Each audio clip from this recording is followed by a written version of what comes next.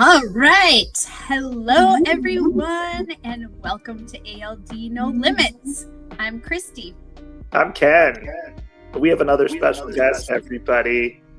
Our special guest this episode is Julie Chu. You may know Julie Chu, Ambassador of the Year for ALD Connect this year. She also spoke at the patient panel at the annual meeting in Cambridge, and she's back here. She kind of touched into it, but we're going to deep dive. So we did a man with AMN last week, so now we're going to get into a woman with ALD and see what this is all about. So we're going to let Julie tell her story, and then we're going to go from there. So, right. And we're glad to have you here, Julie. I just wanted to say that it was such a pleasure to meet you at the ALD Connect conference this past fall. I think that was the first time I had met you. And congratulations on being awarded the Ambassador of the Year. And I think that truly shows how involved you are in the community, how committed you are to helping others. And so we're excited to learn a little bit more about you today. And can you just start by sort of introducing yourself and tell us a little bit about yourself outside of ALD? Hi, Ken and Christie. I'm really happy to be here, and I'm excited to be here. So, yes, okay. Outside of ALD, I am a New Yorker. I have born and raised, and I'm also retired. I no longer work. That was effective just recently. And that's sort of a new life, but also the free time allows me to devote more time to ALD and being part of the support group calls. That was a big holdup for me. Um, and outside of that, I have different hobbies. I don't know if anybody likes fountain pens, but I write. I actually write with a fountain pen. Nice. And I attend pen shows. I don't know if anybody. Oh my goodness. Okay. No. I know somebody who also attends pen shows, and you might know him. We can talk about that offline. That is really such a unique hobby. So when was the last pen show that you've been to? And tell us about that. Oh wow. So that was the DC Pen Show. So the DC Pen Show is the biggest show of the year because there are shows in different cities throughout the whole year and in different countries. So the DC show was massive. All the vendors, they're international. They come from Europe, they come from Japan, they come from Taiwan. There's so many pens. And it's incredible. I know a lot of people are amazed that there is such a thing. I remember when learning about this. Sorry? I said I'm just learning about this. That's me. I had no idea it's a thing. Yeah, so I know the DC show at some point they changed hotels. It was in one hotel for forever. It's in DC. It's called the DC show, but it's actually in Falls Church, Virginia. Okay. But anyway, so never mind. We go to Falls Church, and it changed hotels. And I remember the first time I went to that hotel, and the hotel staff, they were caught by surprise by how many people show up for the show. They were all saying to themselves, "Pen show, pen show, pen show." They were all just so excited to see all these people, but at the same time wondering what's going on. But it was a lot of fun. Yeah. Well, great. So you're retired. You're a pen connoisseur. What else? What else do you do? For physical activity, I had been training in a boxing gym forever, since I was maybe in my 20s, or 30s, sorry, in my 30s. So I am now currently 61. I just turned 61 last month. So, sorry, in October. And yeah, I was boxing, kickboxing, and it's part of me. It's in my life, and it's a really good workout, and I miss it, unfortunately, because of ALD. My form is no longer the same, and I miss being able to do more footwork, but I still get there. I still, you know, push myself to get on the bags because you just because it's in your blood, you just need to do something, and I do. So that's part of it. Now, Tai Chi itself, this is the picture here is in from my Tai Chi school. For some reason, there's a heavy bag in there, and that's what made me join this Tai Chi school because I saw the heavy bag. I said, "Oh, great, I can do both." Actually, no, I wasn't able to. Tai Chi, I used to do, and we would also had weapons practice. So I was able even to do some weapons forms. But as it goes, I lost balance. I wasn't able to balance myself anymore for Tai Chi. And so that had to stop. And I still go to Tai Chi now because I'm still friends with everyone. And it's nice to be still a part of this environment. So that's where that goes. Nice. Well, yeah, I'd keep at it. I mean, adjust and adapt regardless. You can punch that bag even if you're not standing anymore. You can still roll up and punch the bag. That's what I'd say. Yeah, exactly. And I was going to a boxing gym, but the thing is it's so expensive now. The gym memberships are so expensive that I finally decided, okay, I'm retired. I think I'll have to cut back or just stop. So I did. I stopped. And it's been since the end of September, and I miss it. I realize. And Huh. also the people in the gym, the trainers, that they're great. They see you. I walk into the gym, any gym, with my walking stick, Yeah, and they all say, "Hey, it's great you're here. yeah. Thank goodness you're here. Keep at it. If you need help, let us know. But you're doing good. You're doing good to be here." So I get a lot of support. And yeah, it's a Yeah. really good atmosphere. Well, I love hearing that you feel supported, and it doesn't surprise me because of the sort of good vibe that you put out to others, and Mhm. your smile, and I can understand why people feel drawn to you to support you.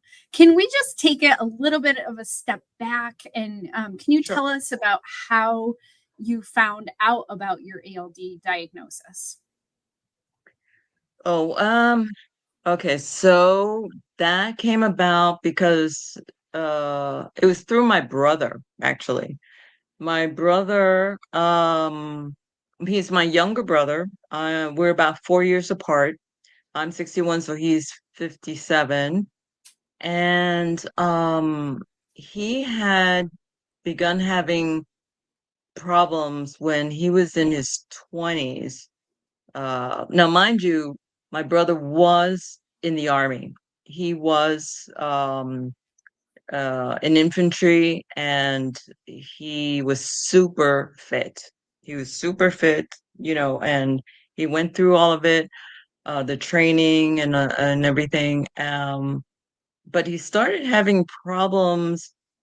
Um, I think during what do you call that?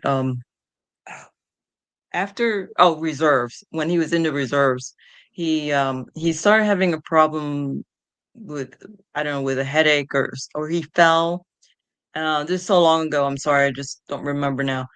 But he um came back, and under the GI Bill he said, all right, I'm gonna go study. Oh yeah, sorry, he did get married. He was married just after he got discharged, and then he was living in Dallas, and that was okay, but he didn't have a happy marriage, and he left, so he came back to New York, and then started working.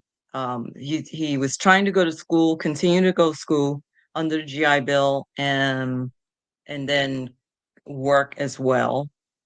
And somehow while doing his fitness, while jogging, biking, um, and training, weight training, whatever else, he started having problems. He didn't understand why. He would jog and all of a sudden he'd fall. He didn't know why. Or he would bike and then he would bike for a certain amount of time and then he'd stop, or he'd fall or tip over, or yeah, he was having little problems like that, but nothing consistent. It wasn't anything consistent. Um, and then so my brother works in tech. So he was working at the hospital for special surgery in New York. So it's a specialist hospital, specialized hospital, and lots of sports athletes go there and to get treated and everything. He was having problems, but again, not consistent problems. And then one day he had an accident.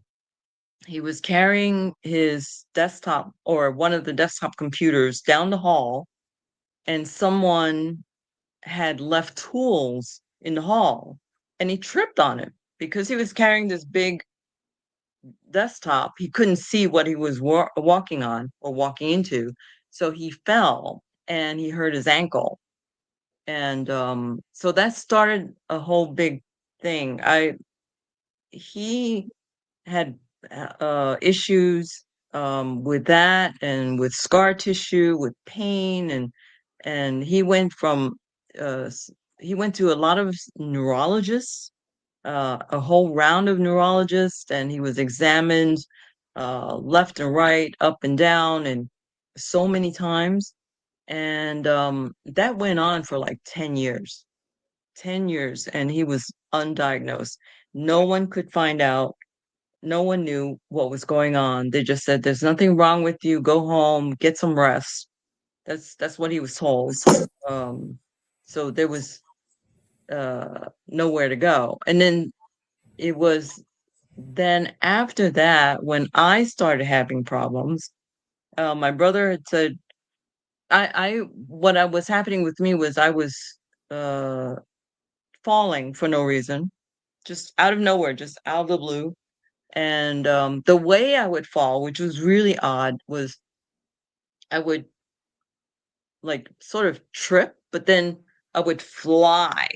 I would just fly across the street. It's just my whole body went flying, like I was trying to steal second base. This is what I've always said to anybody. I was like, I was trying to steal second base. But and then it was always in New York, it'd be in front of a huge tourist crowd, and they'd all go, "Oh." Yeah, they'd all go, "Oh." And That's like a nightmare. That huh? Yeah, that's like a Yeah, nightmare. it was a nightmare, but somehow I wasn't really hurt. I was, somehow I was able to get up and just kind of brush myself off and keep going. Like this, it was the oddest thing. And people were saying, "Are you okay? Are you okay?" I said, "Yeah, I seem to be okay. I had no bruises. My hands were okay, my wrists. I mean, Oh, I lucky. didn't exactly Yeah. land hard on my wrists. Yeah. But somehow I just got up. I said, "All right, I gotta keep going." So I And did. this was happening with frequency? It happened a few times. It happened a few times that year. I don't remember what year that was, but uh, it was, yeah. and the same that year, what was also happening was I couldn't carry weights. Like for some reason, my backpack was so heavy for no reason. It was always the same and stuff that was in my bag, but for some reason, it was just so heavy. And I did contact a chiropractor, so I had a couple of sessions, um and they helped a little, but it didn't stop anything. It was still, still problems. And then I did go to someone called a manual therapist. Um, she was a physical therapist, but actually she actually went deep into your muscles. And she dug in there and really worked my muscles, and that helped a lot. That she was the first one to tell me that I wasn't standing straight. That first, when I was standing, my hands would fall forward, and I'm just, I didn't realize it. But then after sessions with her, then my shoulders were back again, and my I was standing up straight again. So that was really good. But again, no tie in to my brother, nothing tied in. I just thought it was because I'm physically active and things are happening to me as I'm getting older. So that's all that was going on through my head. So, Um, so this is but all. because I was falling, and then people were asking, well, have you fallen this year? Have you, how many times have you? So that seemed to be a thing. So I said, uh-oh, this is something going on here. I I started having a spasm in my leg, and my brother one day, just out of nowhere, just said, "Oh, I've got this spasm in my leg," and he pointed to the exact same spot Huh. that I had. I said, "Uh-oh." So I went to see a neurologist on my own, someone in my network, and then I said to her, "Well, it seems something similar to what my brother has." And she said, "You know what? Because you said that, I'm going to refer you to a peripheral neuro neuropathologist to see, and you see this doctor together with your brother." And that's what we did. So we did that, and that's how we got our diagnosis for very long chain fatty acids. Huh. That was going to That's be how my that happened. question. When you started falling, was your brother diagnosed it? Which obviously not. You just told us. Huh. So it was still a mystery there. So, okay. So then, Yeah. wow. So sounds like a long diagnostic journey Yeah. for your brother and you. And Yeah. wow, it's so lucky that that neurologist referred you Yeah. and you Yeah. were able to get that testing. So let's go Yeah. to then what? Now we know we have this. Then what? Do we assuming we Googled it. You obviously Googled it. Your brother probably Googled it, and then My brother, because it had been going on for so long, he was not happy with the diagnosis. I said, well, we finally have one, right. because he didn't have one for so many years. Um, but he felt, I don't know, he felt that all the doctors were wrong. Mhm. That he had gone untreated for too long, and well, so my brother is not sitting happily with this at all. Okay. So And how long ago was this, Julie, that you all had the confirmation of ALD? Yeah. that was 2011. Okay. Yeah. So that's like 15 years, Yeah. 15 years ago. Yeah. And and according to my diagnosis, I was thinking, oh, well, we definitely need work in our legs. We can't ignore our legs. And my brother, however, was stubborn and kept thinking he needed to do more upper body strength because he needed to lift. And I said, well, you need your legs to lift. And So we had this is a whole discussion about me and my brother. So Yeah. it doesn't end well here with my brother. We just disagree on everything, and he's just waiting for a cure. Mm.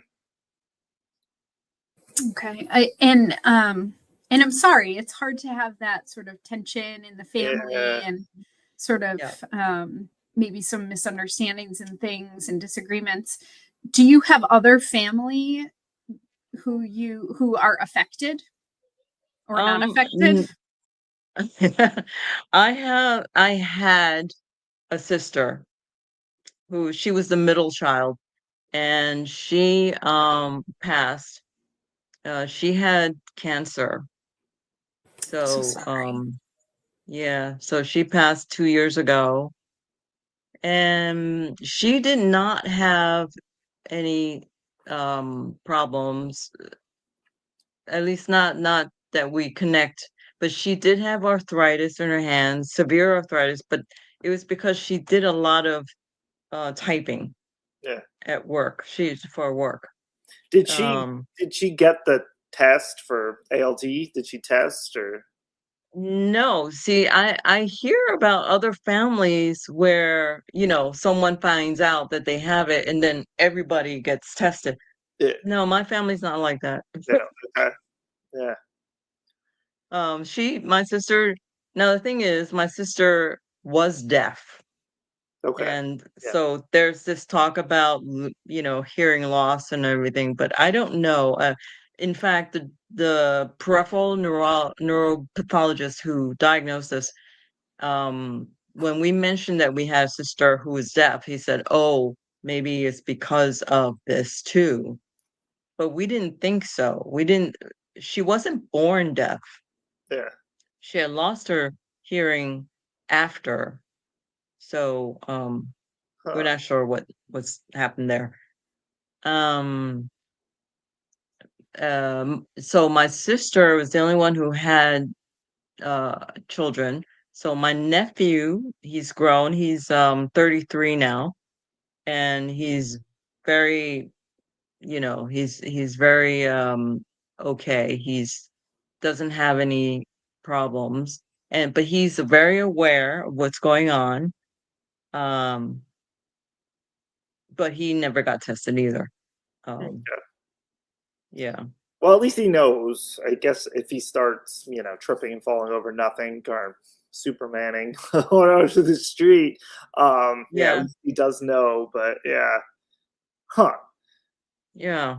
So I don't know. And then my mother's is around. She's still around. She's 93. Okay. Oh wow.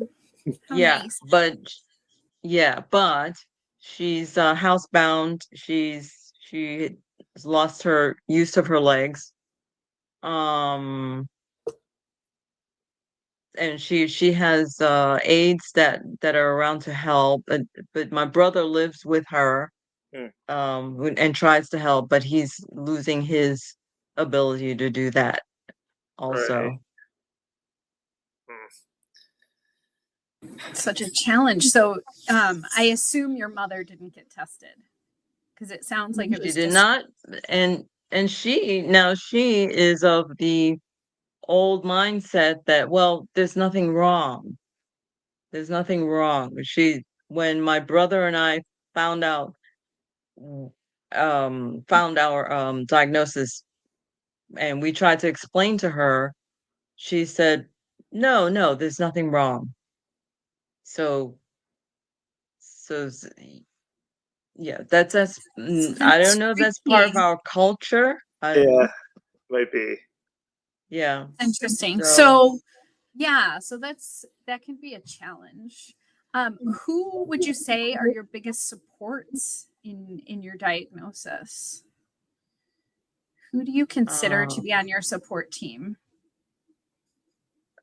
You mean friends, other family, medical? Who are the people you sort of trust and connect with that you feel like support you? Yeah, that's the most difficult part.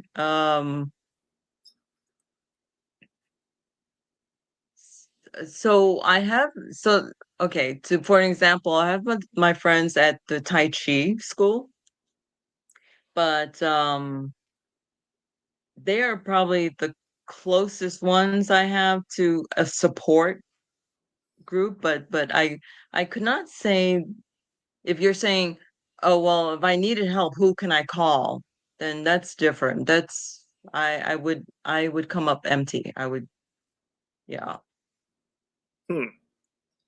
Uh, I have so friends that I have who are who do socialize with me, they know that I can't walk very quickly. I need a stick to walk. Um, but I think, you know, we spend time because we just find the time slot that works for both of us to say, oh, okay, let's spend some time. Let's have lunch. Let's, you know, maybe I'll go to a museum with one of them, or yeah, it's difficult. It's difficult. So obviously it sounds like, there was not a ton of support groups. So let's talk about how did you get to, we'll shout out ALD Connect. How did you find them and start? I'm assuming that was your first reach into the community. I don't know if you ever socialized on like Facebook or any social media or. Okay. So actually the first thing was Facebook with the one the group called Females with ALD. Okay. So yeah, the administrator Kim is on Long Island, and so we would chat and all, and then there was someone else on there named Amy. I can't pronounce her last name, but it's a long name. And so we, get together and we chat, or when she started the group, there were what do you call them, trollers, or Yeah. these people that they had to kick off. They're like, oh, can you believe what she said? I can, Yeah. So I started with them. And then I knew about the group in the UK, first Karen Harrison's group. Yeah. So they were the first meeting that I had gone to, because I at the time I used to love going to London. Yeah. I used to I still do. I still love London. So I said, oh, look, a meeting that I can join. And so I did. So I joined up there. And that was the first one that I went to before ALD Connect. Nice. And I liked it. I loved it. I met Karen, and I met Chris. I forgot his last name. Chris Brown, Chris Smith, he's the older gentleman who's in his 70s, or now 80 probably. Yeah, I can't place someone's last name, but yeah, Okay. I know who you mean though. Yeah. Yeah. So and then of course Sarah Hunt, who heads up. Yeah, so they were so nice, and I met so many nice people there. And I was still trying to understand what ALD or AMN. Actually, it was AMN that I had in my head, not ALD. It was AMN, because it's mostly male oriented, right? Okay, and can you pronounce, what does AMN stand for? Can you pronounce that for us? This is Julie. Oh, adrenomyeloneuropathy. Good job. You got it. This was a question on the last episode, so I was throwing it out there. Yeah. Oh, I see. I just say AMN because I always trip over, but I think I got it now. But yeah. And Aaron, actually, the last episode, he fully pronounced it out. Well, this means this, this means this, this means this. Well, this is true, yeah. But oh wow. So okay, so then you went, because that's what I was just gonna say. So in your, obviously you've had symptoms, but you you pretty much treat yourself that you're a symptomatic woman with ALD. There was never, oh, I'm just a carrier, like you know. Well, okay, so let's go back a little bit. So when I started, I wasn't having that many issues. They were sporadically happening. They would just I would fall one week, and then for the rest of the month I was fine. There was nothing wrong. Or for 2 months, 3 months, it was fine. It was and then oh, and then the walking slow part, that was the other thing. Walking in pea soup, that was weird because that happened. I was diagnosed in 2011. I remember there was an event I went to in 2007. I was walking with a group of people to go to a dinner, and I ended up walking 3 blocks behind the crowd. And I said, I don't understand. I'm walking, I don't have a stick. I'm not walking with a stick yet. Right. But all of a sudden I feel like I can't get any speed it's like something is pushing me back.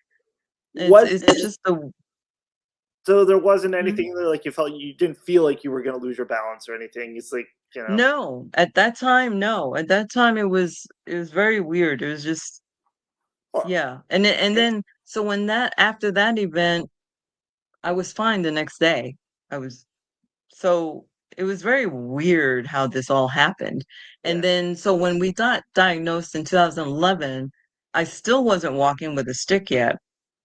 And but the whole time in my head, I was thinking, okay, what can I do to stay ahead of this? That's what I was thinking. Um and that's why I was thinking of the working out the legs and just keeping up my physical activity. And then oh, it was at that point that I went paleo. I went on a paleo diet okay. because I just said, all right, let's get rid of all this junk food.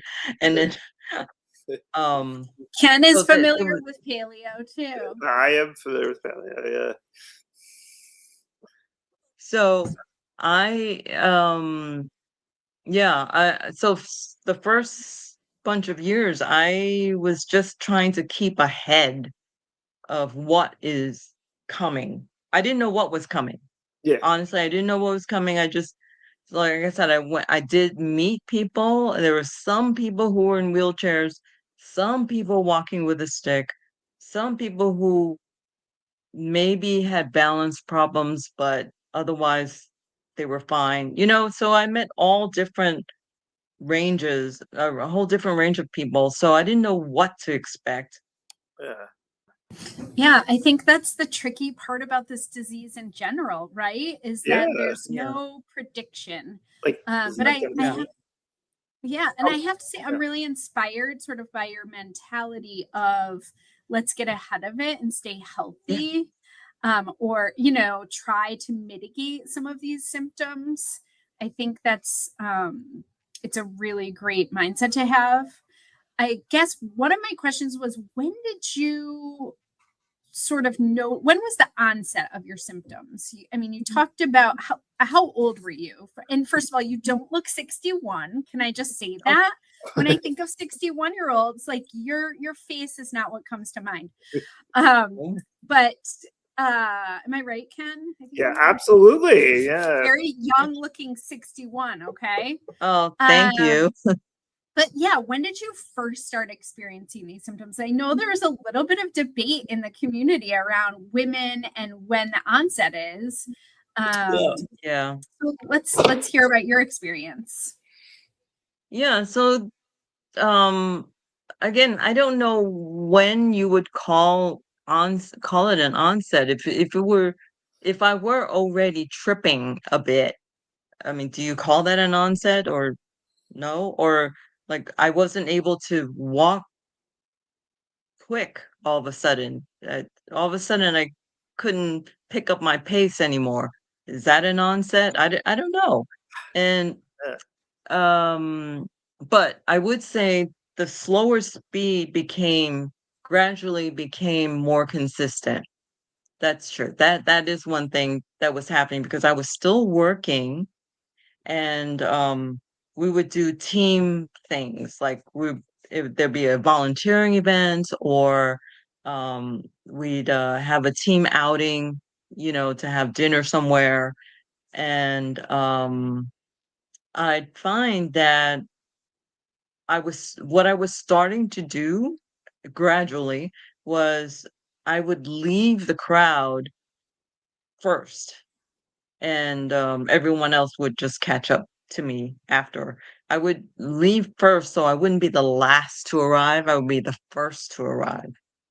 That was one thing. That was that probably began in 2017, something like that.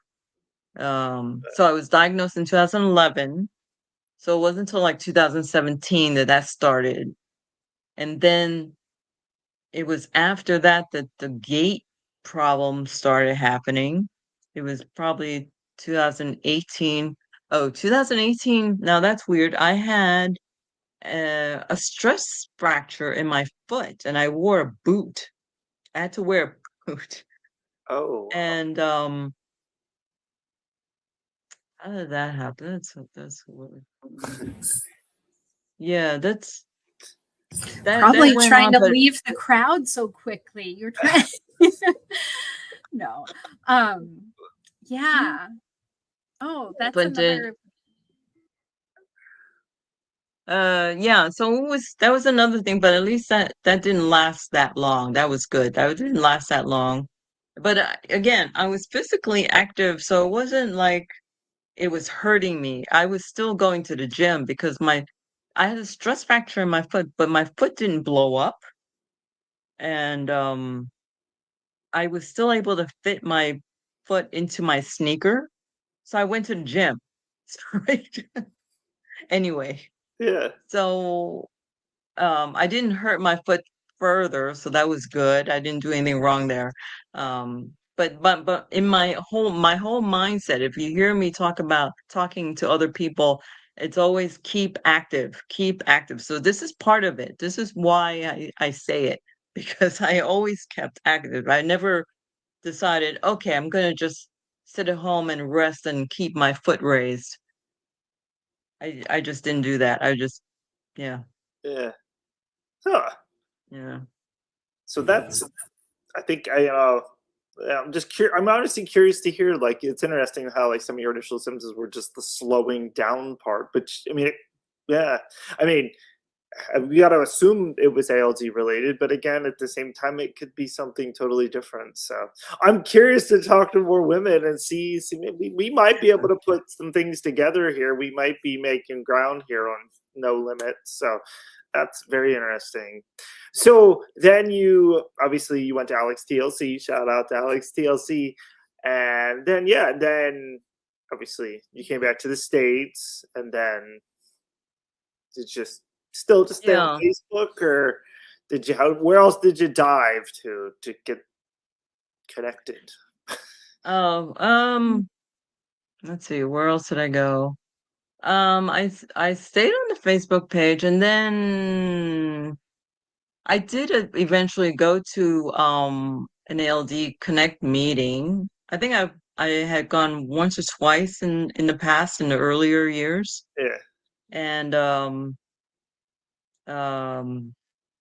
but it's still, there was so much, all the presentations, I didn't understand any of it. yeah. I didn't I didn't get it.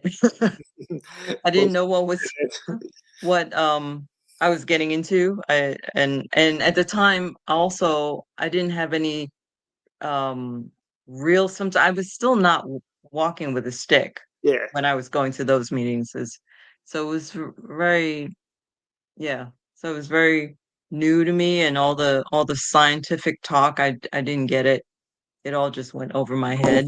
Do you get it now? Like, I mean, I don't understand it either. I mean, some little pieces, right? But yeah, yeah, I think that's an interesting conversation as well. As yeah. the heavy science can be hard to interpret. So I feel you there, Yeah. Julie. Yeah. And Yeah. when did I think it is also difficult.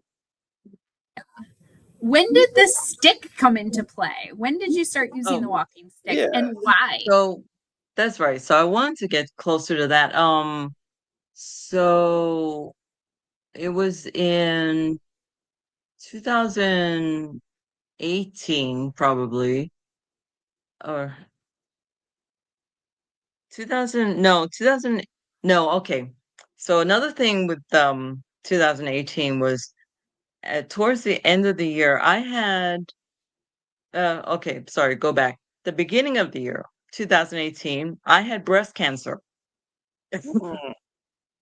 Oh my goodness, what have you not been through? This is wild. Throw something else in the ring. Oh my goodness. I know, it was crazy. It was now that was also amazing. So I go to I get my exams every year, and then so that was my mammogram, and then the radiologist who took the film, he looked at it, came to me afterward and said, "Oh, I suggest you schedule a biopsy and at the same time schedule something with a breast surgeon." I said, "What?" That was how it was presented to me. That is devastating news and a terrible presentation. Yes. Yeah, right. But I did it. I said, "Okay, let me do it." And so I did it, and the apparently the breast surgeon I had was the best at the hospital. It was Mount Sinai, and they had the best one um to work with me, so that was really good. Um and I went through radiology, radiology, but I did not do the chemo because of ALD. They was they were saying, you have all this nerve stuff going on. We're not sure that chemo is gonna give you that much benefit. It'll probably ruin you. We don't want to overtreat you. Yeah. And so I did not do chemo. And I thought that was a good call on their part. Because, oh, and another weird thing that somebody said to me at that time, oh, so they found out the type of breast cancer I had, and it only required a lumpectomy. But they said this one, she was a nurse, I believe, and she said, well, if you were going to get any breast cancer, this is the best one. Best one. Goodness. I know. That's another strange thing to say. Thanks for the compliment, I guess. Yes. Well. Yeah, so it was kind of weird. But I got through it. Yeah. I didn't take a break from work because I didn't want to be sitting at home like just, thinking about stuff. There was nothing for me to think about, honestly. So I just said, all right, I'm just gonna keep going to work. So when I had my radiology appointments, I would just take a longer lunch break. I just go at lunch, come back. All right. Okay, so you have ALD. You get a stress fracture in your foot, and you keep working out. You have breast cancer. So 2018 does not finish. Okay, it does not end yet. So what happened was I had a trip planned for London in April of 2018, but because of the breast cancer, they said, "Oh, no, no, no, you shouldn't go. You shouldn't go. You have to stay here." I'm like, what? So I had to cancel it. So I rescheduled it for October of 2018. So that's when I got on the plane finally to London. Well, I have to think about this. 2018 was a mammoth year for me. 2018 was when I got sciatica in my back. Oh. I had flown back and forth to Europe any number of times, no problems. Yeah. But that time when I went, I could not get up from my seat. I could barely stand up from my seat when we landed. And because I didn't know I was going to have such problems, I didn't call for any wheelchair assistance or anything. So there was no one there waiting for me at the gate. And then finally, when I was able to stand up, everyone had gone from the gate. There was nobody I could talk to. And so I had sciatica for like 4 years. Well, 3.5 years. Like it didn't go away until January of 22. That was such a So weird you thing went that through whole time. COVID. You went through COVID with sciatica, Yeah, as if yeah, COVID wasn't bad enough. Yeah. yeah. Goodness. That was a weird thing. But I still kept going to the gym. I had to modify everything. I had to go slow with everything. And it's like, no, I still want to do this. I can still do this, but this hurts. This hurts, or I have to stretch more, or I don't know. I just kept going. There was just in my mind, I did not want to just stay home and sit on the couch or lay in bed or anything. I just said, I gotta just keep going. I love that. So I have two questions. First of all, how did the sciatica go away? Was it in part because you're a gym rat, Julie the gym rat, and you were just like working out and stretching? Did you take medication? Like, was it magic? How did it go away? It was magic. So at this time, I was still working, right? I was still working and going to the office, and but no. So during COVID, we didn't have to go to the office all the time. So that's true. So it was a sort of hybrid. It became hybrid, right?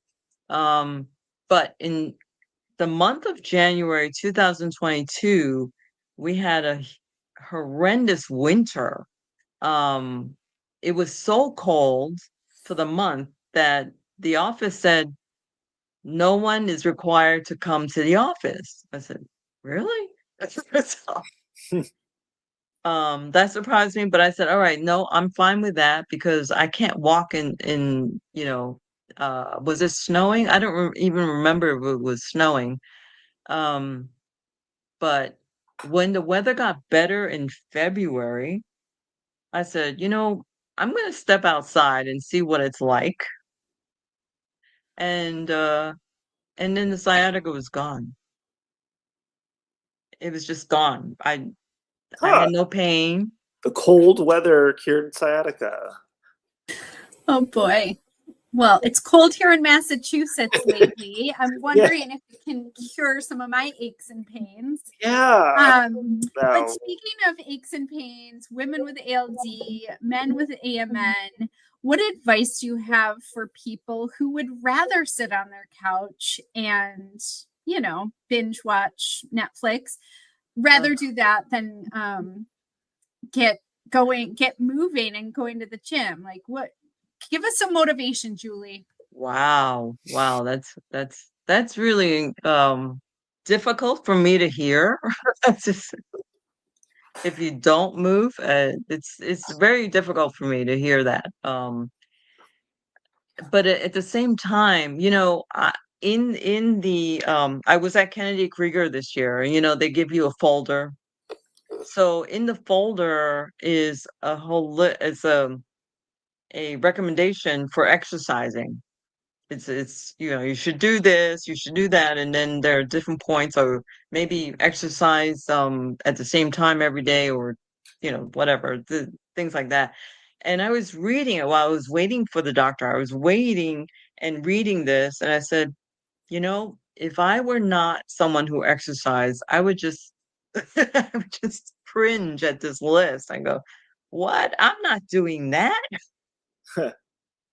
If I were someone who had just seen this and had, that's the problem. It's there are some people who are just not um that are not motivated to exercise because it's not ever been in their lives, and it's always been work if it was to do that. But for me, exercise is not just physically beneficial, it's also mentally your mind clears up. It really does. It just it sets things in a particular order for you, and you just feel better overall. It's not just, oh, I have to get to the gym. And see, that's the part that you don't want to think about. You want to think about being in the gym and doing your exercises, or starting the exercises where you should begin, not just right off the bat, just, okay, everybody do, 30 burpees in 30 seconds. You can't do that.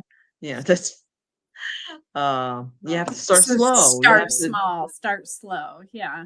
yeah, start slow, and you have to be in the moment. Everything is mindful. It's very mindful. You have to be in the moment. You can't be thinking, oh, it's going to be such a drag to get there. No, you just have to be there.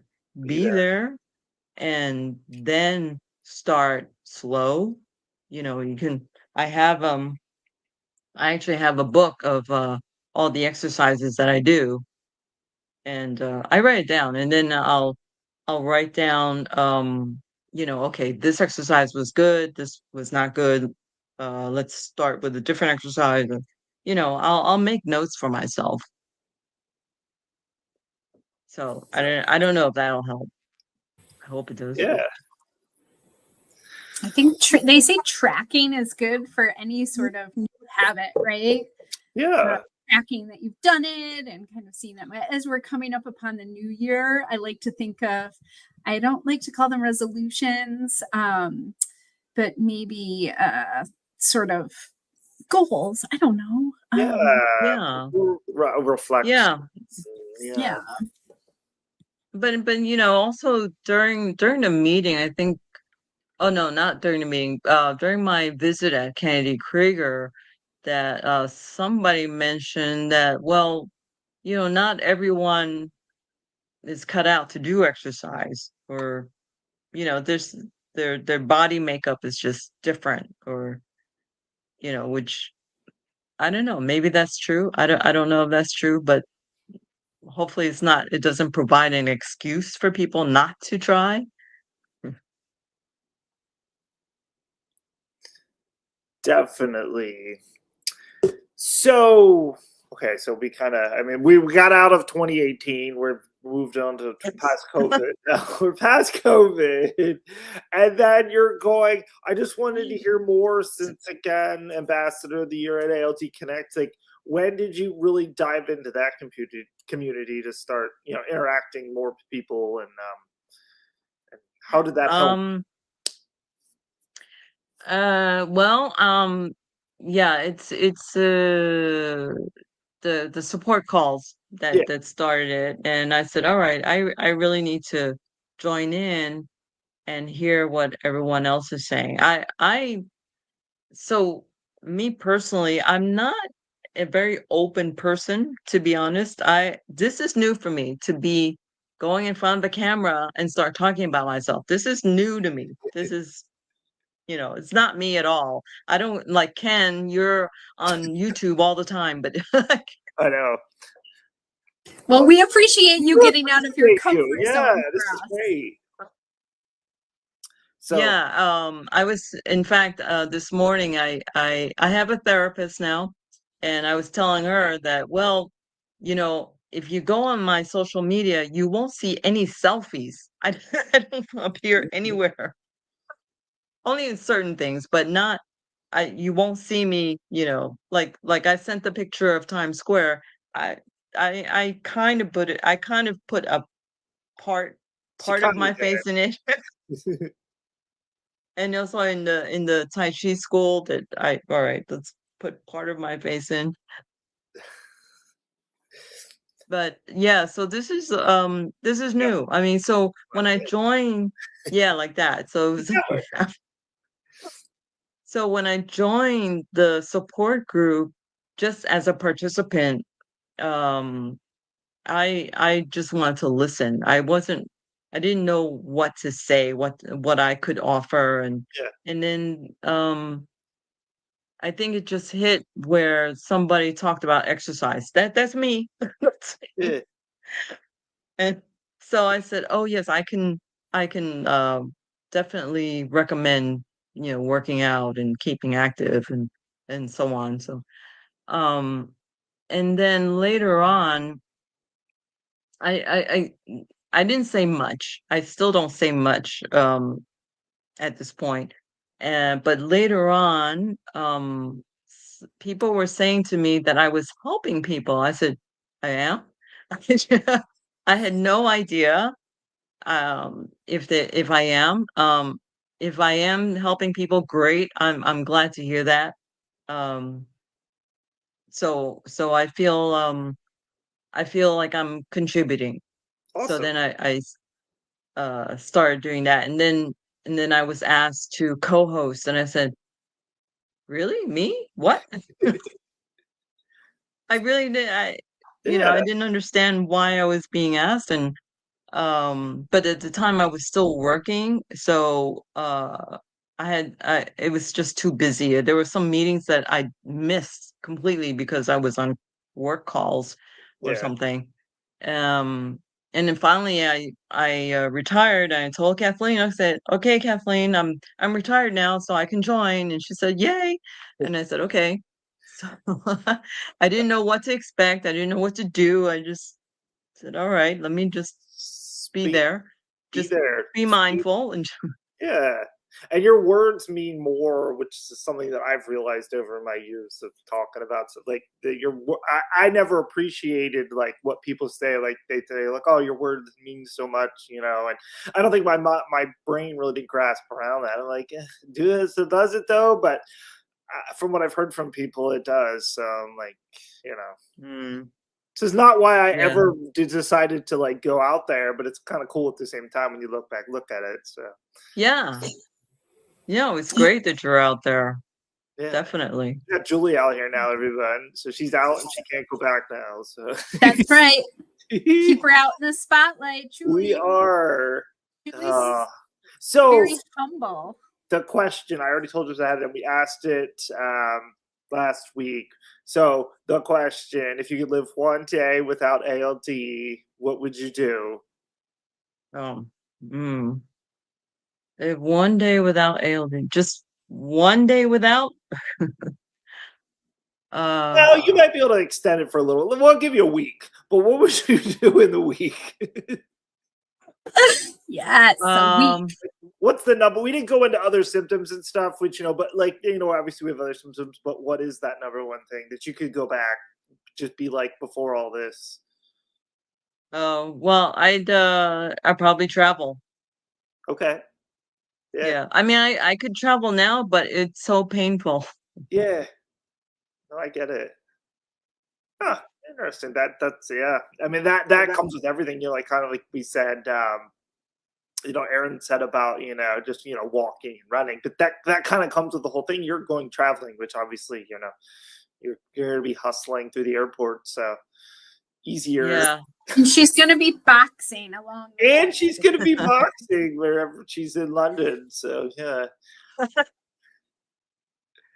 Yeah, no, that's true, but yeah. Oh yeah. So going back to the stick, I it was during COVID, when the gyms shut down, right? So no one had a gym to go to anymore. So I started going to the local parks, and I saw all the other gym goers at the local parks.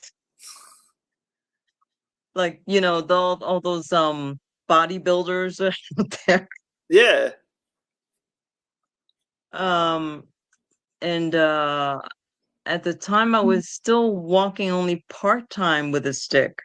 Not the whole time, but it was part-time. But it gradually that's when it gradually started. I started using it probably 2019, 20. I was using it full time. Yeah. But that was hard. It was difficult. But also, it was difficult because I was in the mindset from the beginning that I want to stay ahead of this, all the symptoms. But now they're catching up to me, unfortunately. Um, it took me a long time to finally get in my head that I'm a disabled person. It took a long time because I thought that using the stick was also going to be temporary, but Yeah. now it seems to be more permanent. Yeah. That's a mindset thing. It is definitely. Yeah. As I said, I'm the handicap man now. Yeah. Right. Yeah. So you had it gradually also. Right. Yeah. So I mean, but yeah. Nope, I get that. Absolutely. Yeah. But at the same time, it opens up the disability world where you can get that, the help at the airport or, Yeah. it was, I have to say it was great when I did that the first time. I said, wow.